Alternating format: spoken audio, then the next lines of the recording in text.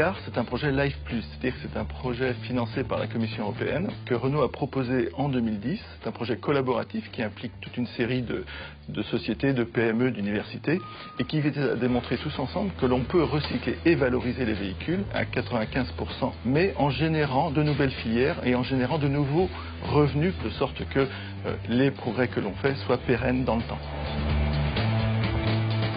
L'Europe a raison de s'intéresser à ce problème puisque dans le futur, les ressources vont venir à manquer. Ce qu'on essaye de faire, c'est de conserver la valeur technique et économique des produits, de sorte que l'on puisse boucler au maximum la chaîne de production. C'est-à-dire qu'on peut refaire des produits à partir des anciens produits. C'est le seul moyen de ne pas puiser dans la ressource qui est finie.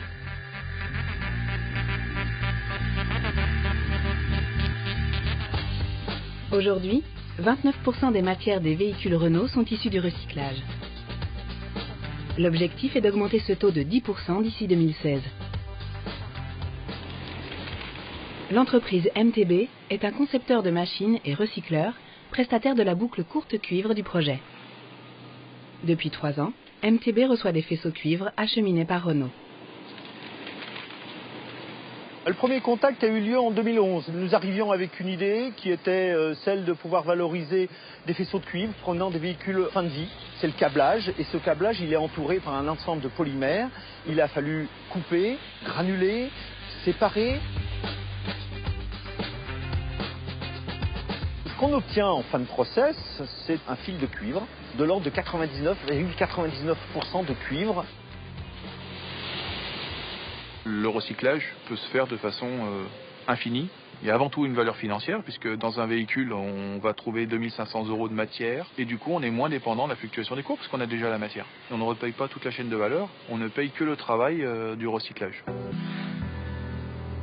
Dans le projet, Renault et ses partenaires ont travaillé sur le cuivre, la fonte, l'aluminium, les métaux précieux contenus dans les pots catalytiques avec son partenaire Duesman, mais aussi sur les textiles et le plastique. Dans le projet Écart, nous nous sommes intéressés à plusieurs matières.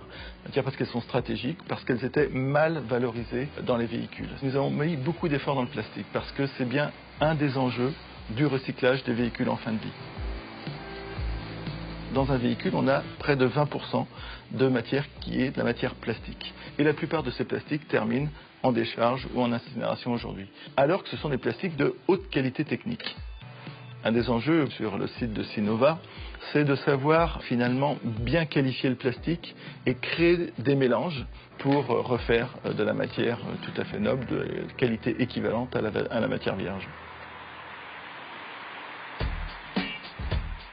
Réparer et réutiliser les pièces d'occasion, dites pièces de réemploi, est un autre enjeu du projet. Pour cela, Renault s'est appuyé sur son savoir-faire du site de Choisy-le-Roi. Voilà, donc ici nous sommes dans la zone de réception des organes à rénover. On va traiter chaque année 30 000 moteurs, 20 000 boîtes de vitesse et 16 000 systèmes d'injection. Les 2 lignes de démontage servent à démonter les organes pièce à pièce, à écarter les pièces d'usure qui seront systématiquement remplacées par des neuves. Donc on va retrouver donc nos pièces récupérées et expertisées bonnes, complétées de pièces neuves, et donc tout va être réassemblé selon un processus identique à l'origine. On va ainsi proposer à nos clients des pièces 30 à 50% moins chères et en ayant économisé par rapport à l'assemblage d'un neuf 80% d'énergie, plus de 80% d'eau, de produits chimiques ou de déchets. À Choisy, 43% des composants sont récupérés en échange standard. 48%, hors d'usage, sont recyclés dans les fonderies du groupe Renault pour fabriquer de nouveaux organes. Le réemploi est très important dans le projet puisque c'est quand même une source de revenus très importante de la filière. On ne pouvait pas l'ignorer. Cette offre est attendue d'une partie de la clientèle.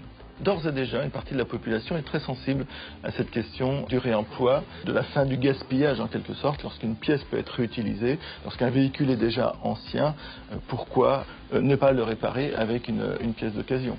On est allé plus loin dans ce domaine-là. On a développé une offre de pièces de réemploi pour notre réseau commercial à partir de pièces de carrosserie. Et là, c'est tout à fait innovant. Nous avons été le premier constructeur à le faire. Je pense que nous serons suivis d'autres constructeurs dans le domaine.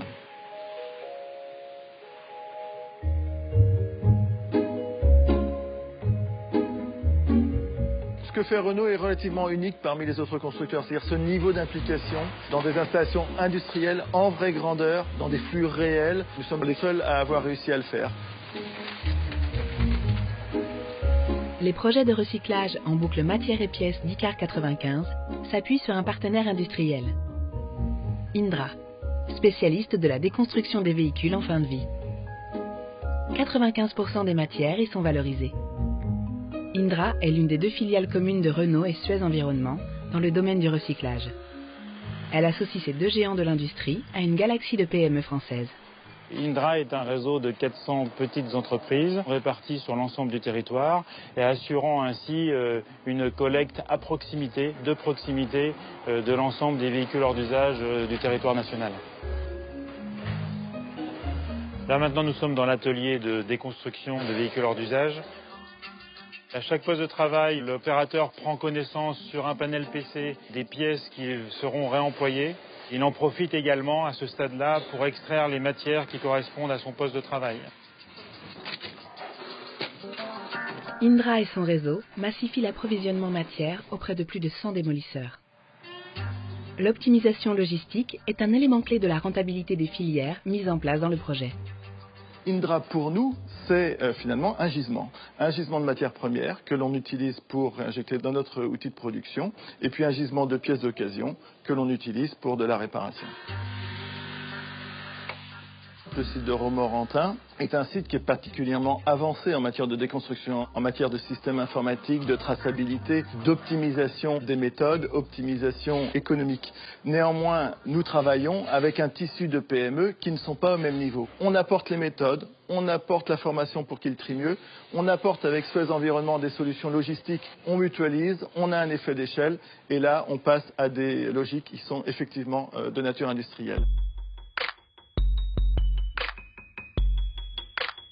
Dans le cadre d'Icar 95, Renault et ses partenaires ont également élaboré des matières et produits innovants. Le textile fait partie de ces usages prototypes appelés à se développer. Le textile, c'est le grand oublié de la filière des véhicules en fin de vie. C'est difficile, on a des mélanges de textiles. En revanche, c'est quelque chose qu'on peut relativement bien utiliser sur les nouveaux véhicules pour faire des insonorisants, avec les mélanges de mousse et de textile. Le travail d'Icar a été de mettre en collaboration, là encore, des fournisseurs de gisements de textiles, des entreprises qui savent trier ces fibres, les remélanger pour créer de nouveaux produits tout à fait adaptés au marché pour fabriquer de nouveaux véhicules. En jouant son rôle de démonstrateur industriel, Icar 95 a permis l'émergence d'un corpus de connaissances techniques et de pratiques industrielles reproductibles. Le volet formation du programme vise à déployer plus largement ces nouvelles compétences sur le sol européen. Ce savoir, cette connaissance que l'on acquiert à travers un projet tel que celui-ci, naturellement, il faut essayer de le pérenniser sur le terrain. Mais on a aussi une obligation de diffuser ce que l'on a appris. Nous le faisons à travers différents moyens. Nous sommes actuellement en discussion avec le ministère de l'Éducation nationale pour créer des modules de formation qui pourront servir à former d'une part les étudiants, mais également les professeurs, ce qui permet de changer un peu l'image que peut avoir le métier de la déconstruction ou du recyclage actuellement.